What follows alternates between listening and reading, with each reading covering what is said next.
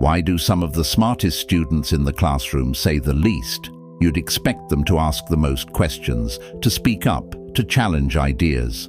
But many of them stay completely silent. So what's really happening? It's a paradox that puzzles educators and parents alike. We often equate intelligence with active participation, with a thirst for knowledge.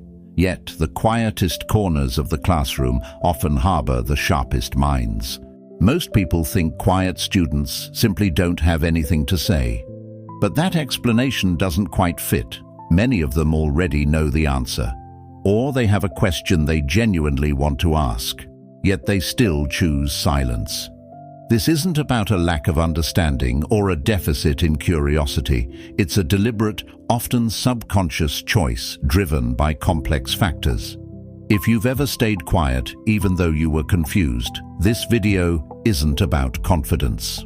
It's about something much deeper. At first, it looks like a communication problem, but here's what most people miss. The smarter students become, the more aware they are of making mistakes. They begin thinking, what if this question sounds obvious? What if everyone already knows the answer? What if the teacher thinks I should know this? This internal monologue isn't a sign of weakness, it's a byproduct of their analytical minds. They're not just processing information, they're also processing the social implications of their actions.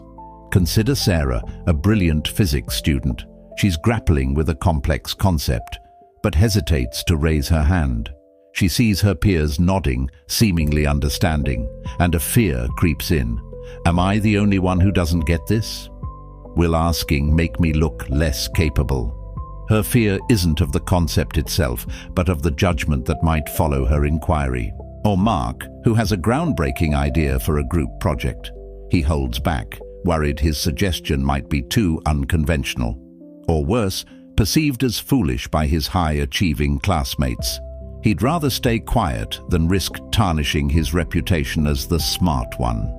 He's not just protecting his ego, he's protecting an identity that has been carefully constructed. This isn't just limited to academic settings. Think about a new employee, highly intelligent and capable in their first team meeting. They notice a flaw in the proposed strategy, but instead of speaking up, they rationalize. It's my first week, I shouldn't rock the boat. Or maybe I'm misunderstanding something crucial. The fear of appearing ignorant keeps them silent, even when their input could be valuable.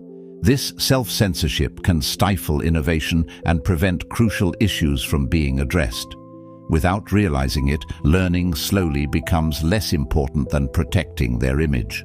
Instead of asking, "What can I learn?" their brain starts asking, "How will I look?" This subtle shift in focus is insidious. It transforms the pursuit of knowledge into a performance, where the goal is to maintain an illusion of effortless brilliance, rather than to genuinely expand one's understanding. The classroom becomes a stage.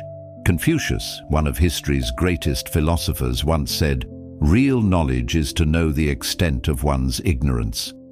He wasn't saying intelligent people know everything. He was saying truly intelligent people are willing to admit what they don't know. This ancient wisdom highlights a fundamental truth. True intellectual growth requires humility and a willingness to expose one's gaps in knowledge. It's about embracing the journey of learning. But modern classrooms often reward having the right answer more than asking honest questions. Over time, students begin protecting the image of being smart instead of becoming smarter. Think about the pressure of standardized tests, where a single wrong answer can feel like a public failure, or the competitive nature of some academic environments, where asking for clarification is seen as a sign of weakness. These real-life situations reinforce the idea that perfection is paramount and vulnerability is a risk. This phenomenon extends beyond school. In professional environments, employees might avoid asking for clarification, fearing it will make them seem incompetent to their boss or colleagues. They might spend hours struggling alone, making mistakes, rather than taking a few minutes to ask a simple question. The perceived cost of asking is higher than the actual cost of not knowing. This can lead to costly errors, missed deadlines, and a general stagnation of personal and team growth.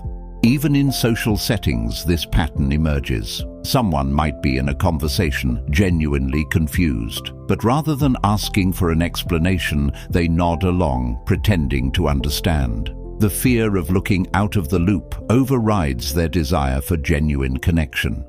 This small act of silence can lead to misunderstandings and a feeling of isolation. If you're enjoying psychological breakdowns like this, subscribe to Daily Reset Lab for more perspective. But the deeper problem isn't being quiet. The real issue is that silence slowly becomes a habit. Every unanswered question becomes another gap in understanding. Every missed opportunity makes asking the next question feel even harder. Eventually, students stop learning because they're afraid of looking like they're still learning. Imagine a student who consistently avoids asking questions in math class. Initially, it might be one small concept they don't grasp, but because they don't ask, that gap in understanding widens. The next lesson builds on the previous one, and suddenly they're lost. The fear of asking now isn't just about one question, it's about admitting they've been lost for weeks. The habit of silence has compounded, creating a much larger barrier to learning. Consider a young entrepreneur attending industry conferences. They hear complex jargon and advanced strategies. Instead of asking for clarification, they make a mental note to look it up later, but later often never comes. Or by the time it does, they've missed crucial context from subsequent discussions. Their silence, intended to protect their image, actually hinders their ability to network effectively and absorb new knowledge, potentially costing them valuable opportunities. This habit can even manifest in personal relationships. A partner might silently harbor a misunderstanding, fearing that voicing it might lead to conflict or make them appear overly sensitive. Over time, these unaddressed issues fester, creating distance and resentment, all because the initial fear of "how will I look" prevented open communication. One small thing can help. The next time you're about to stay quiet, don't ask, "Will this make me look smart?" Ask, "Will staying quiet help me understand more?" Because those are very different questions. The first is about external validation. The second is about internal growth, about genuine intellectual curiosity. It shifts the focus from performance to purpose. Here's the perspective shift. The smartest people aren't the ones who never ask questions. They're the ones who care more about understanding than appearing intelligent. Silence protects ego. Questions build wisdom. It's a choice between a fragile image and robust knowledge. It's about recognizing that true intelligence isn't about having all the answers, but about having the courage to seek them, to admit when you don't know, and to embrace the continuous, sometimes messy process of learning. If this changed how you think about learning, watch Why You Never Feel Ready, Even After Studying.